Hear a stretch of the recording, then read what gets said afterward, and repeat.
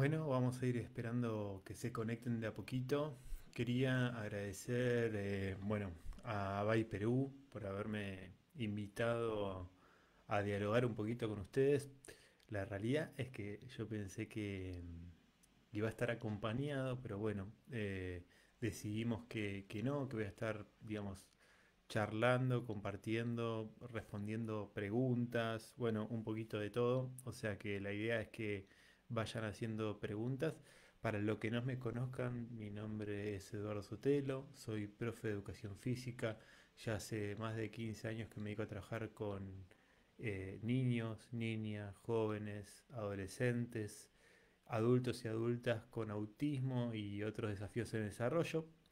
Precisamente, digamos, como profe, por un lado, trabajando mucho todo lo que tiene que ver con la actividad física y la enseñanza del juego en movimiento y los deportes, pero también, digamos, he dedicado gran parte de mi vida a trabajar con equipos interdisciplinarios o multidisciplinarios, también de una perspectiva también más clínica. eh, Estoy formado en todo lo que tiene que ver con intervenciones eh, más desde el lado de lo que se llama comúnmente tratamiento cognitivo y conductual, pero también tengo conocimientos en lo que es la teoría del procesamiento sensorial y la integración sensorial la integración sensorial de Jan Ayres.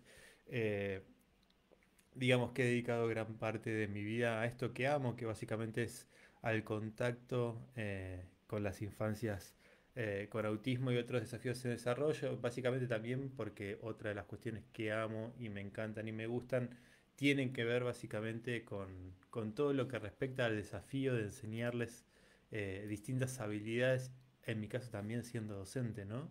Me parece que es algo apasionante poder ir descubriendo distintos caminos para poder, por un lado, mejorarle la calidad de vida a esta población y por otro lado también para ir desafiándonos a nosotros docentes, en mi caso profe de educación física, a ir encontrando distintos caminos, ¿no? A entender que cada camino es único, es particular y a lo que nos desafía básicamente los chicos y chicas es a eso, ¿no? A encontrar esos caminos y a entender, digamos, estas cuestiones que se necesitan para que los chicos y chicas aprendan, ¿no? Generalmente, cuando hablamos de desarrollo típico, de chicos y chicas eh, que no encuentran estos desafíos en desarrollo, creo que todos tenemos desafíos en la medida que vamos creciendo y nos topamos con barreras, pero bueno, en el caso de las personas con autismo o con trastornos específicos del lenguaje, con lo que comúnmente se llama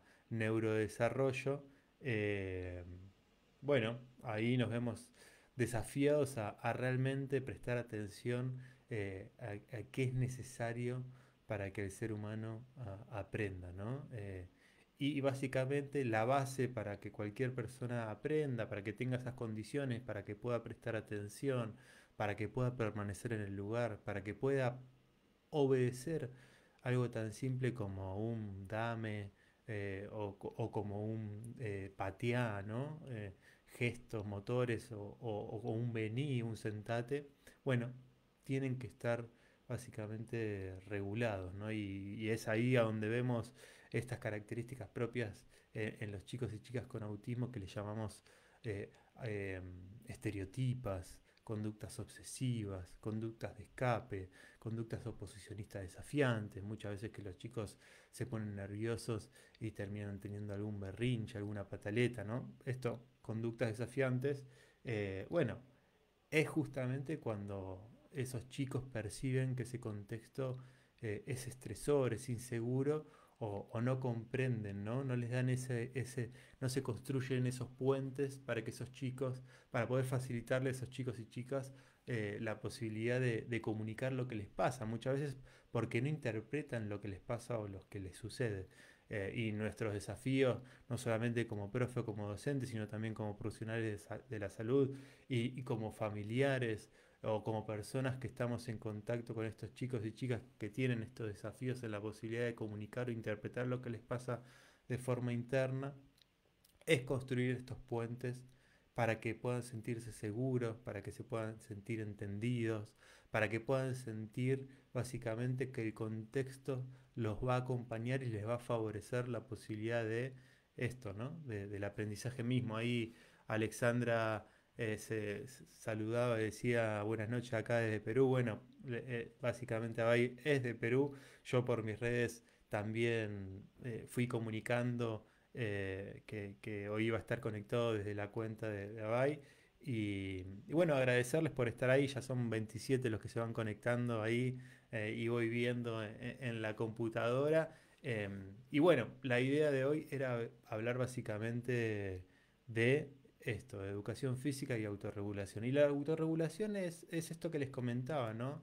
Es la posibilidad de que tiene un niño o que tiene una niña de dar una respuesta motora, emocional, cognitiva, sensorial a la demanda del contexto donde está y donde se relacionan, ¿no? Y es importante poder tener una perspectiva de qué es la autorregulación, porque generalmente estas conductas que yo les comentaba anteriormente, que tienen que ver con los niños y niñas con autismo, de oposición, de escape, de saturación, de estereotipas, de conductas obsesivas, que pueden ser eh, juegos, que pueden ser actividades, que pueden ser conductas, que pueden ser intereses, básicamente aparecen cuando el estrés es muy alto, ¿no? Y sabemos que cuando hablamos de autorregulación podemos encontrar estas tres áreas que son importantes, que son la regulación emocional, la regulación cognitiva y la regulación sensorial. Y vemos como estas tres están todo el tiempo en interacción y cuando, digamos, te ofrecen una actividad en la clase de educación física o en cualquier contexto social, que está por encima de tus posibilidades, generalmente todos nos frustramos. Y los chicos también se frustran, ¿no? Porque muchas veces no se entiende que hay una cierta diferencia en el desarrollo y que muchas veces la edad cronológica no va de la mano con la edad cognitiva, por ejemplo. Eh, Muchas veces sabemos que los chicos tienen desafíos desde lo sensorial, ¿no? Y muchas veces perciben los distintos estímulos eh, tal vez de una manera distinta a la que la percibimos todos nosotros. Y que sea distinta no significa que sea ni bueno ni malo, sino que tienen un procesamiento distinto. Y vemos como en los distintos sentidos encontramos niños y niñas con autismo con hipersensibilidad, que básicamente es lo que más se habla acá en Argentina, por ejemplo. Ahora se viene toda la campaña que tiene que ver con pirotecnia sonora cero, ¿no? Para que justamente estos chicos que son hipersensibles desde lo auditivo no sufran tanto los estruendos a fin de año o en las fiestas navideñas. Pero también encontramos personas con autismo desde los distintos sentidos hiposensibles, que de repente necesitan mucha entrada sensorial para poder percibir, por ejemplo, mis músculos. Son los tipos chicos y chicas hiperactivas, ¿no? Que buscan mucho, buscan moverse, buscan trepar, buscan mucho estímulo en el ambiente para poder percibir lo que nosotros ya llamamos nuestro sistema propioceptivo, o sea, los músculos internos y hasta los órganos internos. Y vemos como muchos chicos y chicas con autismo, por ejemplo, nada, se dan cuenta que quieren ir al baño cuando ya tienen ganas de, por ejemplo, hacer pis. Eh, y si hay un profe que no tiene esta información, tal vez le puede llegar a decir, bueno, no, espera un poquito más. Y ese chico ya está haciendo pis. Entonces sale corriendo al baño y el profe termina interpretando, o la maestra, o el adulto o la adulta, que no le hizo caso y tal vez era porque esa persona se estaba sintiendo que se iba a hacer encima. ¿Y quién se quiere exponer a hacerse pis encima delante de sus compañeros o delante de un contexto social, ¿no? Entonces, en la medida que vamos teniendo más información en este sentido, nuestra respuesta puede ser mejor.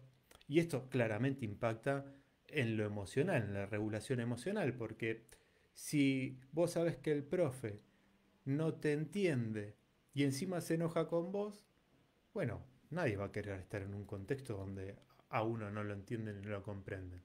Y lo mismo pasa desde la regulación cognitiva. Ahí empezaron a escribir Jessica, Judith, bueno, Vanelixa ahí también está escribiendo, un niño con TEA que tiene gran dificultad para lograr la flexibilidad, nunca tiene éxito en el test. bueno, habla de los distintos tests y dice qué cosa podría trabajar para ayudarlo. No soy educadora de deporte, soy educadora diferencial. Bueno, ahí vamos a estar hablando un poquito de todo esto. Ahí Fanny dice sí, por los niños hiposensibles, algunos alcances, por favor.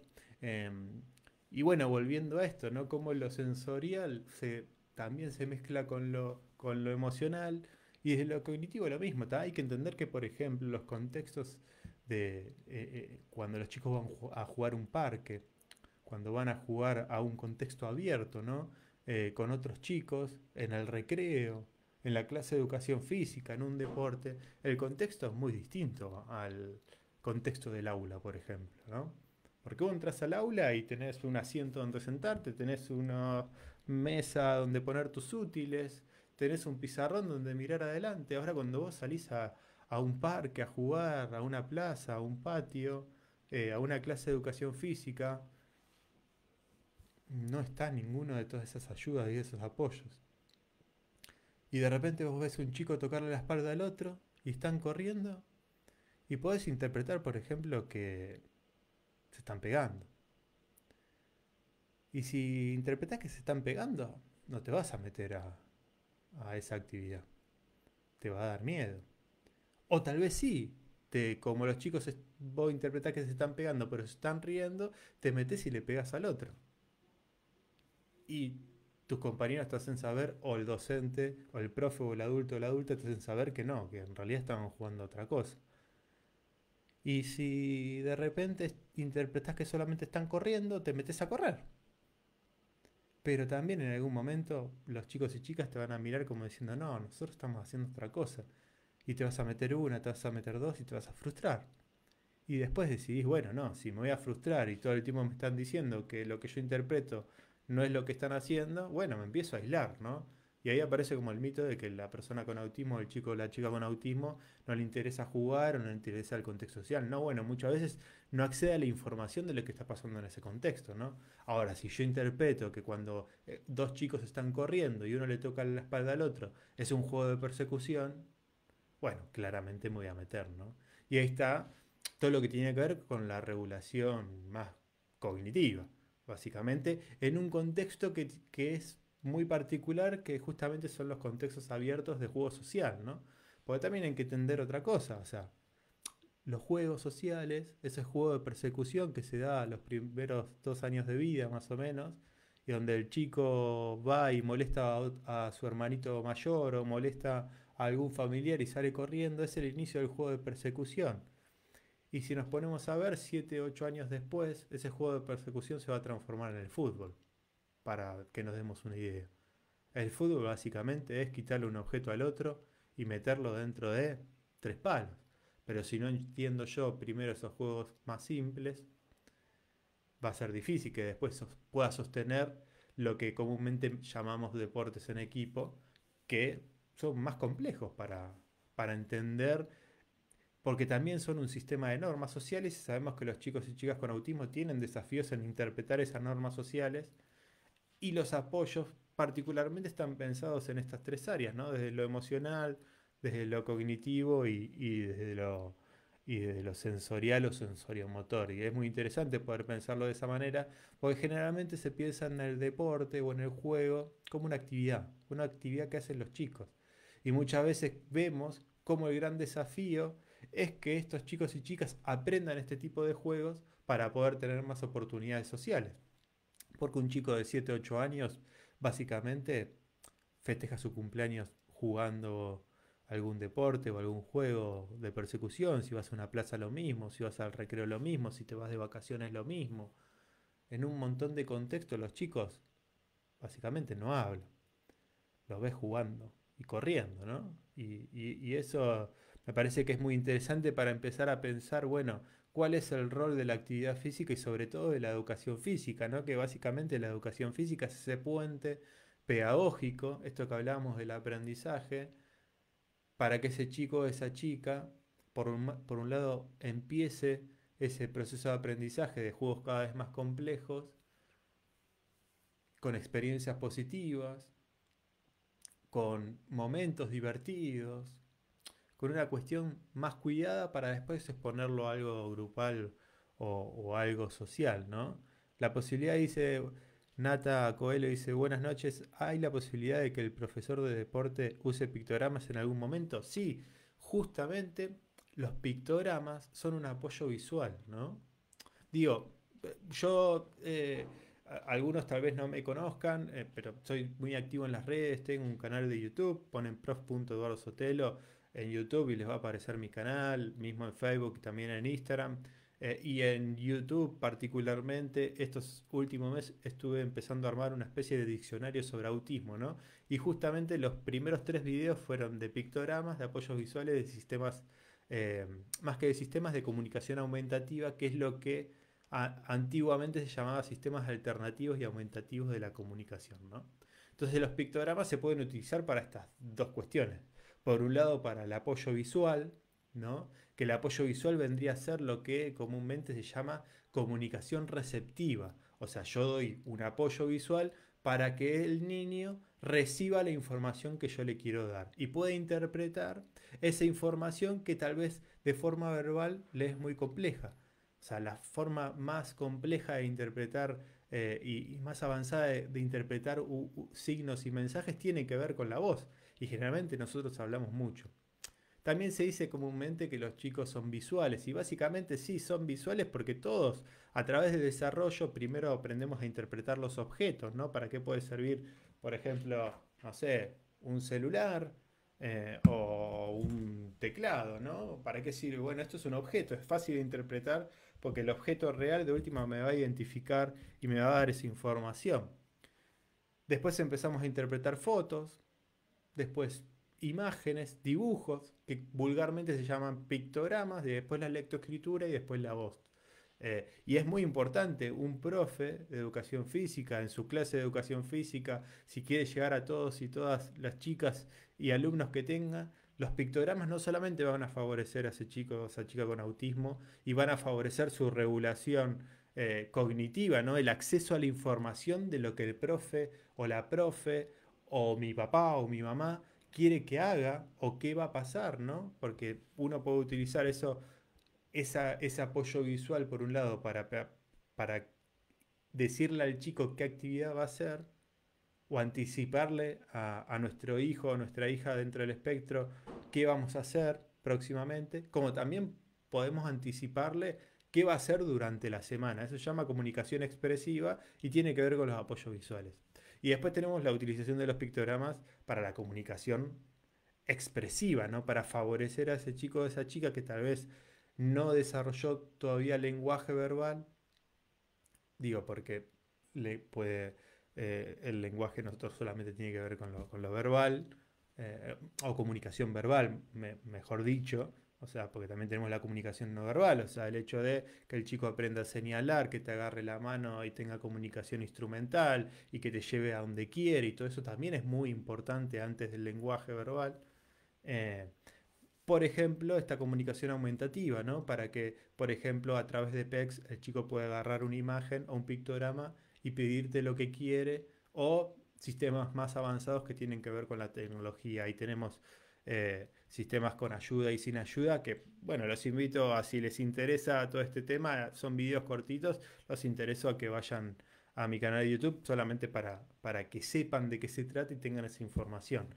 Pero todo esto ayuda a la regulación cognitiva. O sea, si yo sé qué voy a hacer en esa actividad, cómo la voy a hacer, dónde se va a hacer, cuándo termina la actividad, bueno, me voy a sentir más tranquilo. Que es un poco lo que les pasa, lo que les puede llegar a pasar a ustedes ahora en este momento, ¿no? O sea, bueno, ustedes ya cuando se conectaron sabían de qué iba a hablar, de quién iba a hablar, digamos, quién iba a estar hablando, más o menos cuánto va a durar. Bueno, Facebook más o menos nos da 1 hora para hablar. Facebook nos podemos estirar un poquito más, pero la idea es hablar un ratito, unas 45 minutos. En Instagram vos ya sabés, por ejemplo, que tenés 1 hora.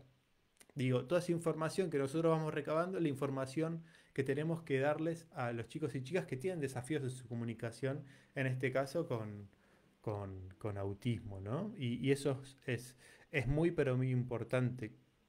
Desde lo sensorial tenemos todo lo que tiene que ver con el procesamiento sensorial, desde lo emocional podemos trabajar todo lo que tiene que ver con comunicación, eh, asertiva, ¿no?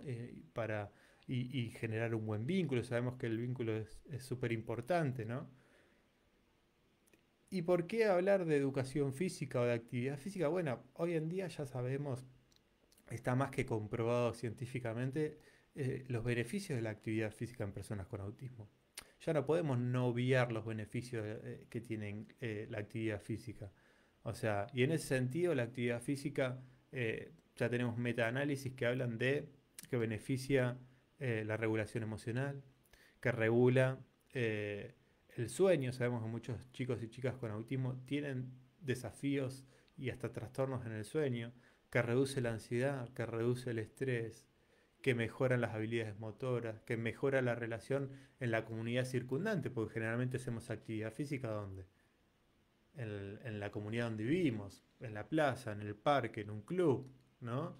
Y si ese chico encima se muestra con su profe, estando regulado, pudiendo hacer una actividad también, yo generalmente cuando voy a una plaza, los chicos se acercan porque me ven con los materiales y jugando con otro chico, y a veces ni se dan cuenta que ese chico tiene autismo, y también ese chico con autismo se ve jugando con otros chicos cuando a veces no tiene esa posibilidad porque tal vez estoy yo favoreciendo ese contexto y haciendo ese enlace entre ese chico y los chicos que estaban ahí en la plaza. Y muchas veces después ese chico con autismo va a la plaza un domingo con su papá o su mamá y se encuentra con los mismos chicos y empiezan a jugar entre ellos y se terminan siendo amigos, ¿no? Pero bueno, esa primera posibilidad, ese primer puente, tal vez lo pude enlazar yo, lo pude construir yo con los apoyos que necesitaba ese chico, ese chico.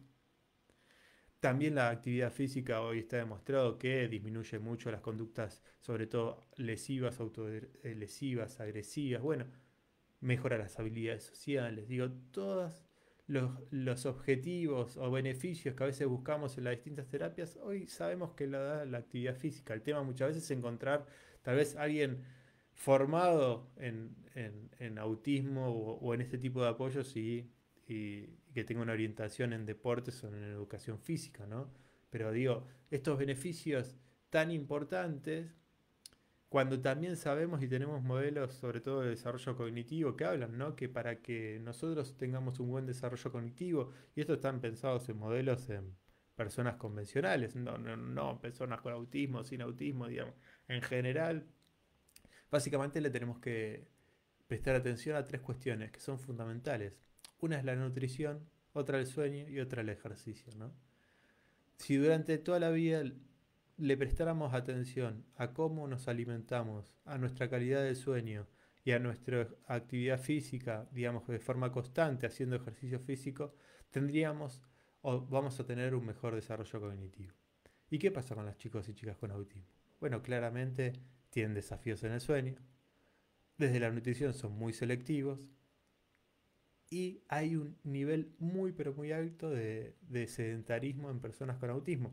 A veces porque a mayor nivel de apoyo y a mayor, eh, cuando se presentan los síntomas de una forma más severa, eh, los espacios que tienen conocimiento y desarrollo se reducen mucho, ¿no? Y no encuentran en sus contextos, en sus lugares, sus ciudades, sus pueblos, a veces ni siquiera profesionales que estén capacitados. eh, y, y por otro, porque generalmente no hay una perspectiva inclusiva, ¿no? Y las barreras son muchas. A veces porque no tienen tiempo, o porque hacen muchas terapias, o porque esos tratamientos, las familias tienen que viajar kilómetros y kilómetros para poder acceder a un profesional que tenga ese conocimiento, ¿no? Y pierden mucho tiempo en el día, más el tiempo que se llevan eh, la escuela, hace que tampoco puedan acceder, digamos, bueno, se encuentran con muchísimas barreras que si Dios quiere y en un tiempo voy a poder estar compartiendo con mucha gente del Perú a través de justamente de Abay, empezando a trabajar muy fuertemente en todo lo que tiene que ver con autorregulación, actividad física y personas con autismo. Ahí Nata decía también cuál sería la forma correcta de empezar una sesión de deporte cuando tenemos un niño no verbal en un colegio de inclusión. O sea, la manera correcta para empezar cualquier clase de cualquier cosa es justamente eh, tener en cuenta que el comienzo es clave. O sea, el comienzo es clave para vos poder analizar. O sea, un ejemplo, ¿no? Generalmente, ¿qué hacen los docentes? Eh, los chicos salen al recreo, ¿no? Vuelven altamente excitados. O sea, y uno quiere a veces tomar lista o que se sienten y presten atención. Y bueno, cuando los chicos salen al recreo, todos los movimientos de desplazamiento excitan al cuerpo, excitan el sistema nervioso central, ¿no? Y si uno viene excitado y los chicos te vienen excitados y vos los excitás más, por ejemplo, haces una mancha, bueno, es probable que los chicos, o un juego de persecución donde se van a seguir excitando, es probable que los chicos terminen golpeados, terminen, digamos, tirando el balón fuera del colegio, terminen haciendo algún lío, ¿no? O teniendo algún problema. Entonces, el poder uno analizar, digamos, en qué contexto, en qué situación vienen los chicos, para poder ofrecerles, tener esa flexibilidad de no querer pensar en lo que yo tenía planeado, sino en lo que necesitan esos chicos o chicas en ese momento para regularlos, justamente hablando de regulación, ¿no? Y después llevarlos a actividades más complejas es fundamental, ¿no? Y ahí tenemos un montón de estrategias para pensar, digamos, eh, cómo empezar esa clase. Eso por un lado. Por el otro lado, o sea, no solamente tiene que ver con que si ese chico es verbal o no es verbal, digamos. No solamente tiene que ver con el nivel verbal, también tiene que ver con la edad que tiene, también tiene que ver con el desarrollo cognitivo, o sea, si tiene discapacidad intelectual o no. También tiene que ver con esto, ¿no? Con pensar los apoyos que necesita en ese contexto para poder acceder a la información previamente de lo que va a suceder en esa clase, qué actividades vamos a hacer, ¿no? Eh, el lenguaje no siempre es un... Tenemos chicos que no tienen lenguaje, que tienen una autorregulación bárbara, y tenemos chicos y chicas dentro del espectro con un nivel de verbal fluido, ¿no? Y que no tienen retraso o no tuvieron retraso en el lenguaje, pero desde lo emocional se frustran muchísimo, o sea, y se desregulan muy fácilmente. Digo, esa cuestión del lenguaje sí es importante para, por ejemplo, saber qué cosas vas a poder comprender o no, pero, pero no es esencial. Y después, por otro lado, cuando hablamos sobre todo del colegio, ¿no? Y de los procesos inclusivos, no tiene que ver con ese chico con autismo. Digamos, o sea, sí, tener información nos va a favorecer muchísimo la participación de ese chico y pensar los apoyos o ayudas que va a necesitar para esto, para poder acceder a la información, para poder prestar más atención, para poder participar. Pero también tiene que ver con nosotros como docentes y la herramienta que nosotros tenemos para incluir en nuestras clases de educación física o en cualquier clase, sea la que sea, o en cualquier aula, básicamente tiene que ver con nuestra didáctica, con las metodologías de enseñanza que nosotros decidimos utilizar en esas clases. Porque una cosa es, por ejemplo, hacer todo el tiempo competición, ¿no? Proponer juegos de competición en las clases de educación física, ¿no? O en el aula, un juego de competición. ¿La competición qué hace? Te pone más nervioso. Hace que te aceleres o que quieras terminar rápido, pero cuando uno se acelera y quiere terminar rápido, tiende a equivocarse más, entonces se frustra. Digamos, pone más presión en ese chico que ya de por sí tiene desafíos en su estrés. Y también al haber una diferencia en el desarrollo, es probable que ese chico siempre pierda. Entonces ya no quiera exponerse a jugar juegos de competición, ¿no? Y en ese sentido es imprescindible empezar a pensar otras formas también de enseñar, ¿no? Hay un estudio en educación física de los años 90 que habla que en las clases de educación física el 95% del tiempo se dedican a hacer actividades individuales y competitivas, ¿no? Bueno, si pensamos actividades individuales, es probable que los chicos y chicas pudiesen participar con apoyo, hasta con alguien acompañándolo.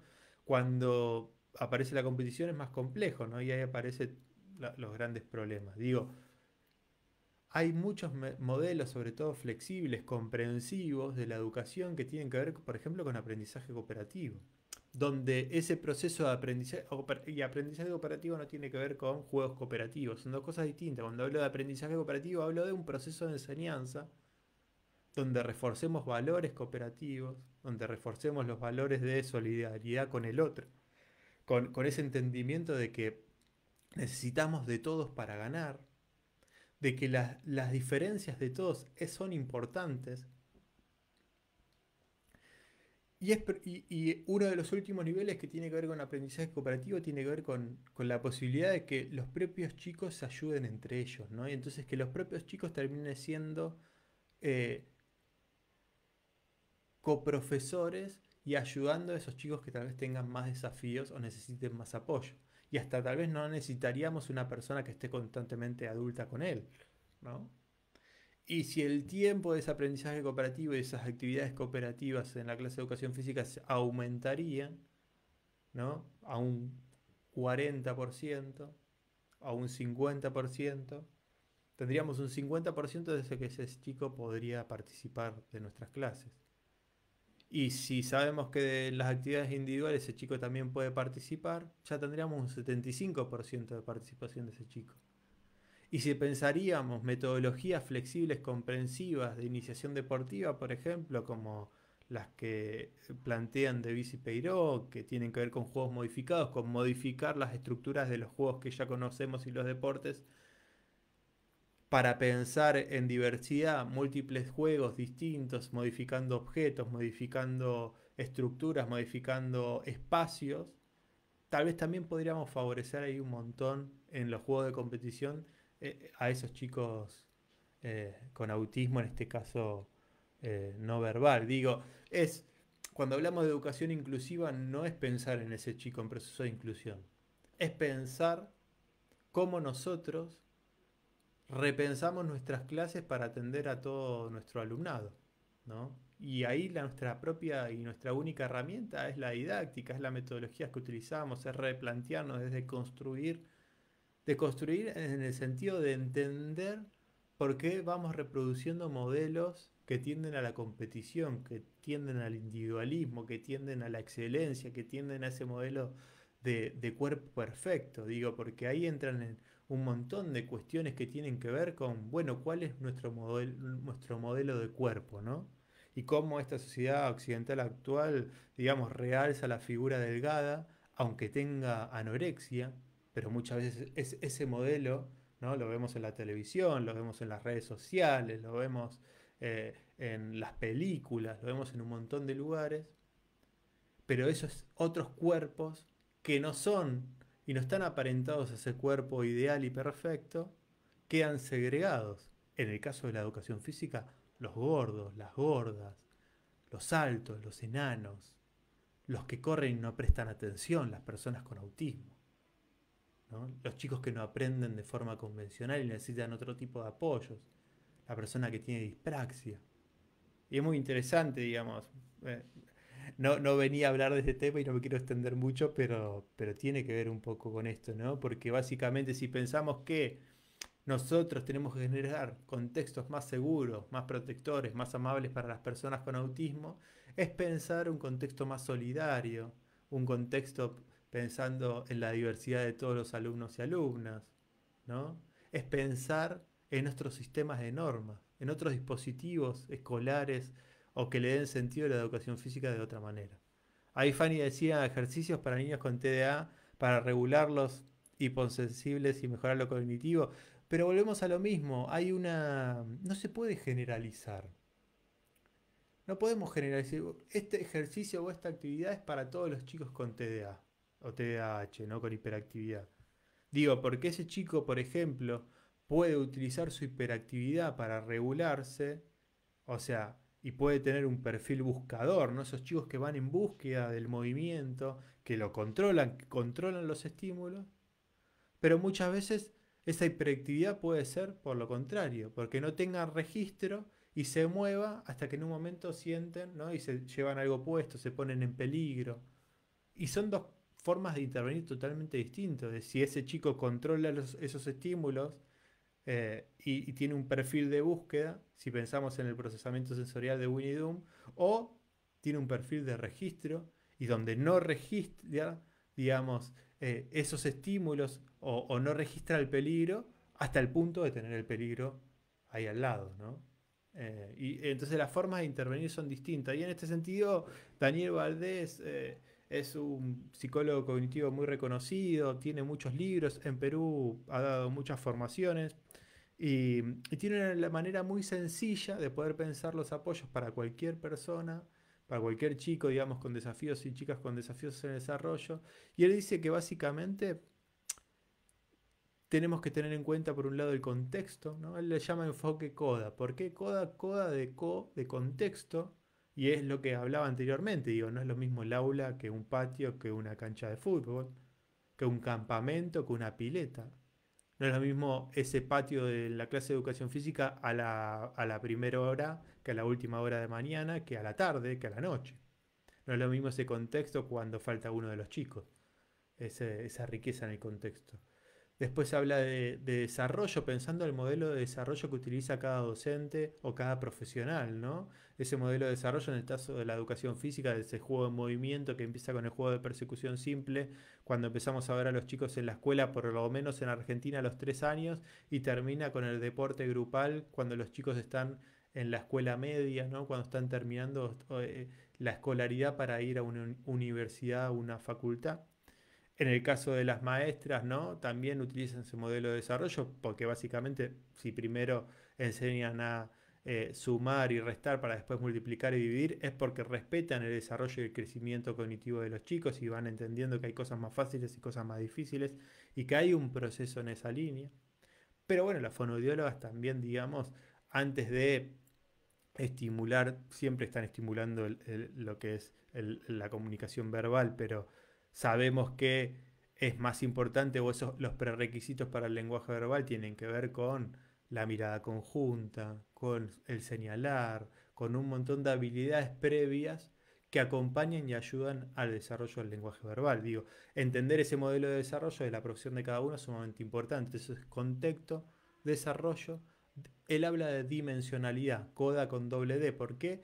Básicamente de cómo se manifiesta la condición en ese chico o esa chica. Y una de las dimensiones que tocamos acá fue lo sensorial. En las personas con autismo, digamos, tiene que ver también con la interacción social, la flexibilidad, el nivel de simbolización, bueno, un montón de cuestiones que nos ayudan a entender el perfil real de ese chico o de esa chica y pensando en el contexto, pensando en nuestra propia profesión, ¿no? En ese modelo de desarrollo que utilizamos, pensando en las características propias de ese chico, recién ahí podemos pensar los apoyos, las actividades o los juegos.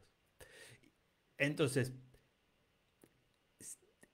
siempre que lean o escuchen que alguien generaliza, duden un poco, porque los apoyos y las ayudas son importantes individualizarlas, ¿no? Porque cada sujeto es único, es particular, con sus características, con las características propias en la regulación emocional, en el acceso a la información. Todos somos distintos y en personas con desafíos de desarrollo es muy, muy importante tener en cuenta esto, ¿no? Winnie Doom, D-U-N-N, Winnie Doom. Eh, el- encuentran mucha información de Winnie Doom. Es una referente sobre todo en lo que es terapia ocupacional. ¿Cómo podríamos, ahí Nata Coelho, cómo podríamos empezar a trabajar con un niño en casa que tenía actividades como natación, surf, salidas al parque, etcétera, que en la pandemia perdimos y por ende, creo que sobre todo en la pandemia volvemos a lo mismo, ¿no? ¿Cuáles son las actividades a las cuales tenemos que prestar atención para que esa persona pueda estar regulada? También hay una, digamos, cuestiones a tener en cuenta, ¿no? Pero tiene que ver con ejercicio, sueño y nutrición. Digo, si ese chico todo el tiempo está tomando gaseosas, o sea, azúcares, come mucha sal y demás, va a estar más alterado, como todos. Entonces, va a estar más alterado, está encerrado, pierde las actividades. ¿Qué otra cosa? Está durmiendo y le cambió el horario de sueño y no regulamos el horario de sueño. Todos sabemos que cuando nos desfasamos con el sueño también estamos raros, estamos como más nerviosos, más... Entonces, hay que tener en cuenta en estas tres cuestiones, digamos, regulemos sueño, regulemos nutrición en la medida de lo posible, actividad física. Una vez al día hay que hacer actividad física. Digo, en la pandemia, en distintos países se ha regulado de forma distinta la pandemia. En España, por ejemplo, acá en Argentina, se ha dado permiso a que cuidadores, mamá y papá de personas con autismo puedan salir a dar una caminata de 1 hora. Y eso es sumamente importante, ¿no? Que ese chico o esa chica pueda o salir a caminar, a dar una vuelta por la comunidad, o en el caso de tener la posibilidad, pensar actividades que tengan que ver con en casa, dependiendo también la casa de cada uno, ¿no? El hogar de cada uno también es distinto. No es lo mismo la persona que tiene un fondo, un patio, que tiene espacio fuera de su casa, que la persona que no lo tiene. Y ahí también tendremos que pensar actividades distintas. Pero creo que es importante que ese chico o esa chica pueda tener estructurada esos 4 momentos del día, ¿no? La mañana, el mediodía, la tarde y la noche, ¿no? Y que pueda al menos saber qué va a hacer en cada de esos 4 momentos, que ese chico o esa chica tenga alguna actividad física. Y a veces no tiene que ver con que haga actividad o que haga un juego. A veces tiene que ver con que los papás y las mamás se tomen un tiempo para jugar, hacerles cosquillas, revolearlos por el aire, hacerlos reír un poco. Eso también es actividad física. Eso también es juego. Lo que a veces siempre se busca es como que el chico o la chica haga una actividad de forma autónoma. A ponerlos, a ninguno de nosotros nos gusta hacer ejercicios como militares. Nos gusta jugar. Y cuando jugamos con papá y mamá, nos acordamos toda la vida de eso. Y los chicos y chicas con autismo necesitan lo mismo, ¿no? Y esos momentos son sumamente importantes. Otro momento importante me parece que tiene que ver con, yo les decía, estructurar el día, tener un momento de actividad física o de juego durante el día, con no perder contacto en la medida posible con la gente que uno quiere, ¿no? Muchos chicos y chicas se vieron que se les cortaron sus actividades, sus terapias y de repente no vieron más a ese terapeuta que querían un montón, ese docente, ese hermano, esa hermana, ese primo, esa prima, y es esa cuidadora y es sumamente importante. Por otro lado, creo que para pensar estas estrategias hay que tener en cuenta la edad. Digo, no es lo mismo un chico de 4 o 5 años que uno de 10, que uno de 17. El desarrollo cognitivo, el nivel de lenguaje para también saber qué actividades proponerles, ¿no?